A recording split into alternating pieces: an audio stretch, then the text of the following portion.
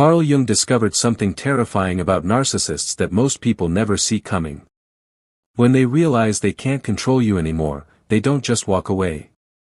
They deploy one final, devastating manipulation that can destroy years of healing in a matter of weeks.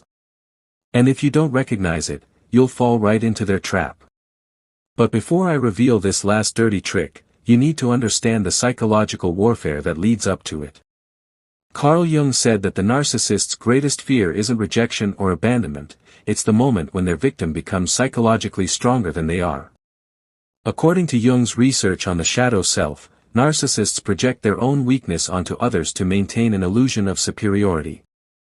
But when you start healing, when you begin setting boundaries and refusing to play their games, something shifts in their psyche.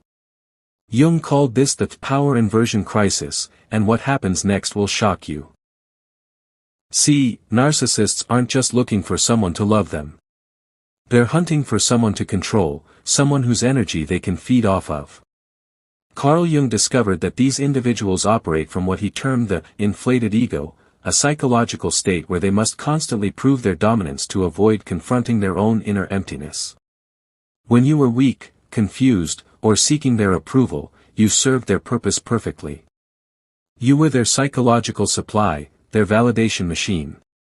But the moment you start standing in your own power, the moment you stop seeking their approval and start trusting your own instincts, you become a threat to their entire identity. And that's when they pull out the weapon Jung warned us about.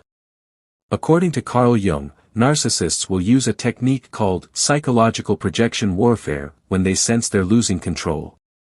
They don't just gaslight you or play the victim anymore. They launch what Jung described as a final assault on your individuation process. Here's what that looks like, and why it's so dangerous. They start by targeting your newfound strength itself. Remember how they used to criticize your weaknesses? Now they flip the script entirely. Carl Jung said this is because they recognize that your strength is the one thing standing between them and total control over you. They'll say things like, "You've changed, and not in a good way. You used to be so caring, now you're just selfish. Success has really gone to your head. You think you're better than everyone now." But here's the part Jung discovered that will make your blood run cold. This isn't random criticism. According to Carl Jung's analysis of narcissistic behavior, they're specifically targeting the parts of yourself that you're most proud of healing. If you've learned to set boundaries, they'll call you cold. If you've found your voice, they'll call you aggressive. If you've built confidence, they'll call you arrogant. Jung called this strength shaming, and it's designed to make you ashamed of the very qualities that set you free. But the real dirty trick is still coming. Carl Jung discovered that when strength shaming doesn't work, narcissists deploy what he termed nostalgic manipulation. They start reminiscing about the old you, the version of yourself that was easier to control. Remember when you used to laugh at my jokes? You were so much happier before you started reading all those self-help books. I miss the person you used to be. We had such a good relationship before you changed.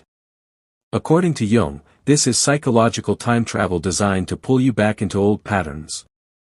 They're not missing the real you, they're missing the controllable you. And if you're not careful, you'll start missing that version of yourself too. But here's where Jung's research gets truly disturbing. When both strength shaming and nostalgic manipulation fail, narcissists will deploy their most dangerous weapon, manufactured vulnerability. Carl Jung said that narcissists are masterful at recognizing your deepest compassions and using them against you. They'll suddenly become fragile, struggling, or going through a hard time right when you're at your strongest. This is the dirty trick Jung warned us about, and it's more sinister than you think. They'll create a crisis, maybe it's a health scare, financial trouble, family drama, or emotional breakdown. And they'll time it perfectly to coincide with your moment of strength. According to Carl Jung, this isn't coincidence. It's calculated. Jung discovered that narcissists keep detailed mental notes about what makes you feel guilty, what triggers your caretaking instincts, and what causes you to abandon your boundaries. They weaponize your empathy against your healing. And here's the part that will make you question everything you thought you knew about them. Carl Jung said that narcissists will often manufacture these crises by creating the very problems they're asking you to help them solve. They'll sabotage their own relationships, their work, their health, anything to create a situation where you feel obligated to step in and save them. According to Jung's research, this serves two purposes: it pulls you back into the caretaker role, and it proves to them that they still have power over you. But Jung discovered something even more chilling about this manipulation. They don't just want your help. They want you to sacrifice your newfound strength to give it to them. Carl Jung observed that narcissists will specifically ask you to compromise the very boundaries and values you've worked hardest to establish. I know you don't usually lend money, but this is different. I know you said you needed space, but I really need you right now. I know you're trying to focus on yourself, but couldn't you just help me this once? According to Carl Jung, every "just this once" is designed to break down the psychological barriers you've built. They're not asking for help, they're asking you to prove that they still matter more than your own well-being. And if you fall for it, Jung warned, you'll lose everything you've worked for. Carl Jung said that the most dangerous part of manufactured vulnerability is that it feels so real. The narcissist might genuinely be in crisis, but Jung discovered that they're experts at choosing which crises to share with you and when. They have other people they could call, other resources they could use. But they come to you because they know you're the one who's most likely to sacrifice your boundaries to help them. So how do you protect yourself from this final manipulation? According to Carl Jung, the key is understanding what he called differentiated compassion. You can feel empathy for someone's struggles without feeling responsible for solving them. Jung said, the privilege of a lifetime is to become who you truly are. When a narcissist tries to pull you back into old patterns, even through crisis, you have to ask yourself, is helping them helping me become who I truly am, or is it preventing me from that journey? Jung's final insight about narcissists will change how you see every relationship. Carl Jung discovered that narcissists fear your strength because it reminds them of their own potential for growth, potential they've abandoned in favor of control and manipulation. When you refuse to shrink yourself to make them comfortable, you're not just setting a boundary. You're showing them what's possible when someone chooses authenticity over approval. And that's exactly why they'll fight so hard to pull you back down.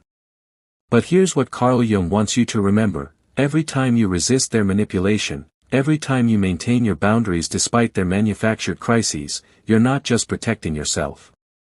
You're proving that their power over you was always an illusion.